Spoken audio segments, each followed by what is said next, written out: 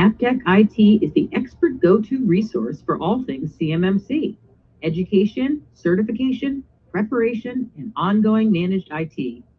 Manage, secure, grow. Check it out at snaptechit.com. Hey everybody, and welcome to another episode of 123 CMMC. My name is Dana Mantilia, and our guest today is Karl Bickmore. Welcome back again, Karl. Welcome. Thank you for having me. Good to see you again, Dana. Good to see you too. All right, so today we're talking about contractor prep for CMMC. This is a good topic because I don't think we've really talked too much about the prep part before. All right, so our first question is, why is it essential to start now preparing for CMMC certification when final rulings on 2.0 are not yet complete? Oh, yeah. Well, so look, I think a lot of folks felt like when they went from the version 1.0 to the 2.0 version of CMMC, that was cause or reason for delay. For everything I see and understand and everything that's being put out there, I don't expect there to be a very significant change in the overall time of when things need to be delivered by. And so I don't know that it's really reasonably a call for a reason for delay because the standards that they're going to measure against are well known. It's the NIST 800 171 standards, and the 172 can be added as well if you're going for the new level 3. But I think a lot of folks have taken a little bit of pause there, and I find that to be, well, they might regret that in the future. Because the amount of time that it's going to take to actually become prepared, it's down to just a couple of years now to be ready. And this is the kind of thing that would be very difficult for even a small organization to complete this process inside of a couple of years. And so even if you're just doing fundamental basic things to get you ready, you really probably should get it mapped out and start planning, because it's not something you could just say, hey, I want this done and have it done in a year. Most of the time, I can't really see anybody that's been able to pull that off. It takes time to do this. Yeah, and I think that it was a good little excuse now that they can throw at some of the people that were helping them with their little CMMC journey. Oh, you know what? We're going to take a pause. We're going to wait till all the rules are finally done, and then we're going to start doing something. Which I agree with you is not the right approach to take. Okay, so what is the best way to find out the security health of your IT environment so that you can properly prepare for CMMC certification? Well, I've long time believed that the fundamental process of any project to change you're looking to do, and this is true in IT or cybersecurity related things or in compliance projects, all these things kind of have a phase where you need to do information gathering, which I always refer to as get an assessment done so you actually know where you stand. And that assessment would need to be fairly comprehensive because of the number of controls involved and the things that you need to do. And then after you have an assessment done, you look to apply best practices, and then you create your action plan, and then you manage that plan. And so in the ideal scenario, if you haven't already got a good comprehensive assessment that's done, that would be the best way to find out where you're at and where you stand, and you can begin the process of preparation. And if you've already got the assessment done, then it's a matter of timing out your planning of how long you want to take till you get there to the level that you want to reach. Well, at least let's do some kind of little roadmap there. Okay, so what is the process for preparing for CMMC certification, and how long does it typically take? This is what people really need to understand, is that how long does it typically take part? Yeah, well, so there's a couple major components of it, right? I mean, the beginning, there's some basic cyber hygiene things that need to be done. Those actually can be done. This is what I think often is thought of as level 1. Those actually can be done at a relatively quick pace. 3 to 6 months, you could probably get a lot of that done if your budget would allow that much, additional IT work to come in to get some of these things done. But really, once you're stretching beyond level 1, there's three major components to it. One is that you need to have policies that are written and documented. You need to effect the needed change and introduce systems and solutions that you don't currently have to meet certain controls. And then you need to have a regular ongoing audit and assessment practice going in order to validate and verify that you are, in fact, on a regular basis, continuing to meet those controls. And so there's really those major components all need to get into motion. And I find a lot of the folks we work with, even if they've done some things as far as like implemented a tool to do this cybersecurity thing or that cybersecurity thing, they've rarely done it comprehensively. And I find a lot of times that the policy piece is very much in need of help or really non-existent.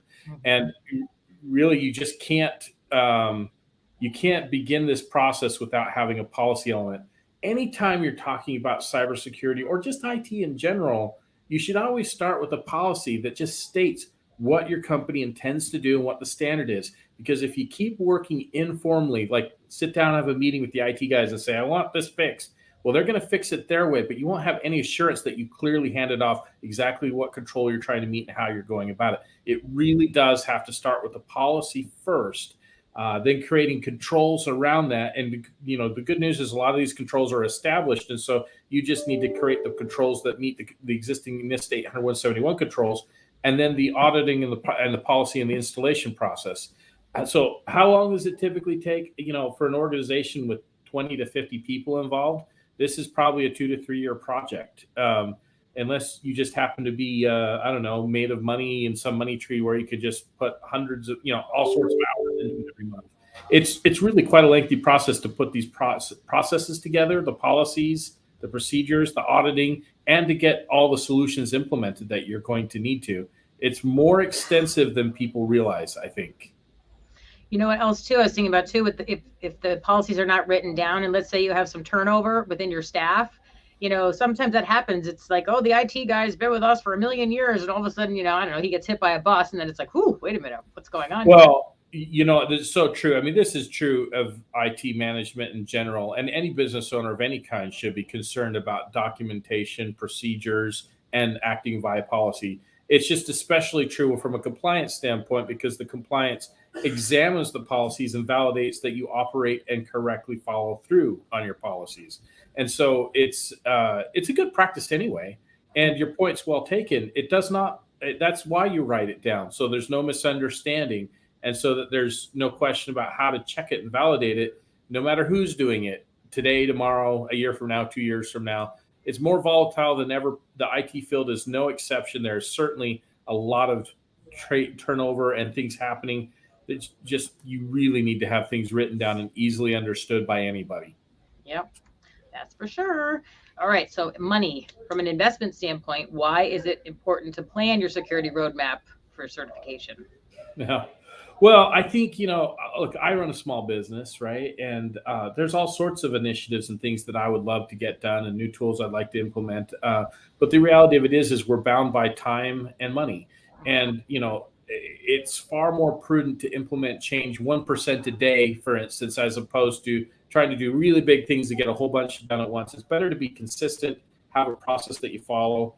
And so, from an investment standpoint, it typically is too much of a burden to do big swaths at a time.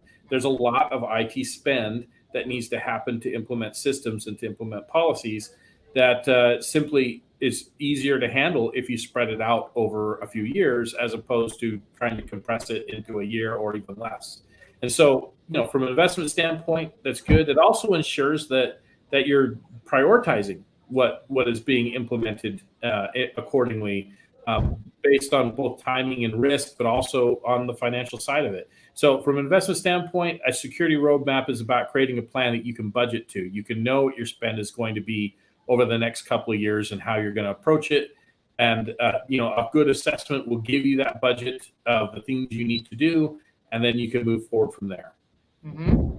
Yep, absolutely. And like you said, the budget part of it, and let's just say, for example, you get a contract and you have to have your certification done before you can, get that contract. That's going to put a lot of pressure on your time frame if you're waiting to the last minute for things. Well, yeah. I mean, sometimes you can get provisional access to a contract based on submitting an assessment with a system security plan and a plan of action and milestones. And if that's the case, then your submission of that timeline now becomes an expectation that follows through and keeps your organization's ability to operate under that contract. And so it's one of those things that you want to really be careful and specific about it and have well thought out about it. It's not something you want to take lightly or just, kind of push the paperwork along to try to get onto that contract and get that work where without paying any attention to this. There is more enforcement than ever happening even today, and it's expected to only continue to grow. Look, the problem that's trying to be solved here is one of the supply chain risk, and that problem is only getting worse every day. And so this is expected to become more intensive going forward. Unfortunately. All right, DoD contractors can get through a self-assessment on their own, but what about if the requirements, like submitting, like the supplier risk system, SPURS as we call it, right? Yes. Yeah. Okay, well, I guess supplier performance risk system is the SPRS, right? But look, here's the thing. The ability to self-assess is important. And I think if you've got the team and the folks and available and the expertise on the controls and the CMMC standards and how to report, you can take yourself all the way there. You don't need a third party to do it. I think a big mistake that a lot of folks make, though, is they think, oh, I'll just go to my existing IT team. They know about this stuff and they can assess it. Well, one, you might be asking the fox to watch the hen house, which is a bad practice, because you may not get a true answer as to where you're at. Third-party assessments are typically much higher recommended, and then secondarily, there's your average IT team will not know these controls, the ins and outs of the details, and how to execute on this. And so typically you need a third party for objectivity, but you also typically need a third party for the skill set. And so look, if you can do it on your own, by all means, you can get your score. If you know how to do the Department of Defense scoring mechanism from the negative 210 to positive 110 or something like that, you can go ahead and do it. But I would caution you to be careful about it and to not submit knowingly false or improper or incomplete information. That's probably worse than not submitting a score. But the key thing is, it's like, can you do a self-assessment? Yes, you can. You can also hire consultants to help you with your self-assessment. You don't have to do it with your own team, your own people, in order for it to be considered a self-assessment. Yeah, and I think when you're submitting the Spur Score, you should probably have somebody there that specializes in that, if for nothing else, just to make sure you're doing it correctly, because you may be thinking, oh yeah, we do that. And the person who's a professional in this, such as yourself, may say, oh, not exactly. Well, so yeah, sometimes there are things we come across. Like one time we were working with an organization and they were categorized incorrectly in the Spur system, which meant that they were going to be held to a higher standard than they expected. And so we had to help them kind of sort through that process of getting their business categorized correctly, and then only level 1 applied to them on the Spur Score. And so that really made a big difference on their change. And it's just working through some of that detailed process. It really doesn't take long to get logged in and to submit your score. It's really about confidence in, do you have that score, and do you have the system security plans and the action plans and gap analysis to back up the scoring that you're submitting. If you don't, then you're putting yourself maybe at a little bit extra risk. But most folks we're seeing out there, that's what their prime subcontractors are saying. They're saying, well, first start with an assessment and get a score together, get that submitted, and then we'll take it from there. And I think the expectation is, it's like, okay, we're going to put them on the map, and then we're going to ask for improvement over time. But I know that they are all thinking about this 2024 timeframe, because that's what's expected of them. They're going to have to meet it, and then their supply chain is going to have to meet it. So we're really down to a 2-year process for a lot of these. Maybe 3 is the real likely outcome here. And so because of that, it's time. Doing a self-assessment has a lot of inherent risks that you just need to make sure you understand if you're going to take that route. That's for sure. Know what you're doing. Okay, in your mind, what is the value around DoD contractors working with a cybersecurity expert on CMMC certification versus assuming the risk themselves? We just kind of touched on this a little bit, but if you want to expound on this a little more. Yeah, I mean, look, here's the thing: is like, if you've got a statement of work and some scope and some labor put out for an assessment, and a third party provider has made claims around expertise, and maybe they're a registered provider organization, which they really should be if they're helping you with your assessment.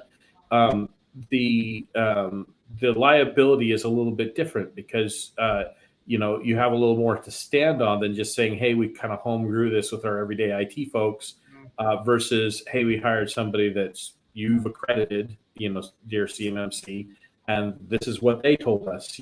It's just a very different position. and a lot more likely that you'll be able to spread the risk to that organization that they'll take on and do it correctly. Yeah, I would definitely say, especially if you're going to challenge anything, that if you don't have a team of CMMC professionals behind you, we did this ourselves. And there are gray areas that are up for interpretation, in my opinion. And so, like, being able to handle that or just know what you've seen in other organizations or how it's gone, there's just an experience level that really helps and can really help you dodge, finding yourself implementing something you didn't want to or don't need to just for a compliance reason. Right. All right. Do you find that most DoD contractors are prepared to prioritize security gaps and build a plan of action and milestones on their own? I guess what is most, right? To me, if you look out there, we're talking about a lot of folks in the supply chain that are just small businesses that may have an IT person or two at most. If you're talking to a large, like a prime subcontractor that has an army of IT people, an army of compliance people, they'll probably be just fine. But the vast majority, I believe, are these small businesses that outsource their IT, and they might need to outsource other parts too, or they have a mixture of some insourcing and some outsourcing. And in my experience, to be perfectly frank, I have yet to come across a single one that's really prepared for this. It's really, really figured it out and had somebody explain it to them in a way that applies to them directly. So I find that generally they don't fully understand the gaps. They don't know how to time it out. They don't know which one's more important. They don't know how long things take. They don't know how much it costs.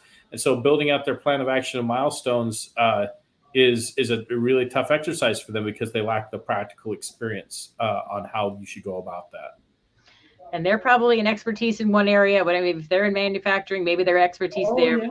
Their expertise is in. This isn't about saying people are stupid or incapable. It's just they simply don't have the training, the expertise, and they really need to focus on doing what they do. That's just the general reason to outsource. And it's the reason why I don't do my own accounting. Right. I have a CPA firm that really helps us a lot with that because I'm not an expert in that, and I need somebody to help us make sure we do our taxes correctly. All that. It's the same kind of concept. Is get experts doing what experts do. I do the same thing in my business for things we're not expert in. Good advice. All right, Karl. Well, that is it. Is there anything else you want to throw out there before we go? Well, as always, we appreciate the time. We have a lot of resources available on our website. Recordings like this and also others that we've put together, and a lot of infographics from white papers, customer stories that we've put together on experiences in migration. So check out snaptechit.com/resources, or just hit the website and you'll kind of see where to click and navigate.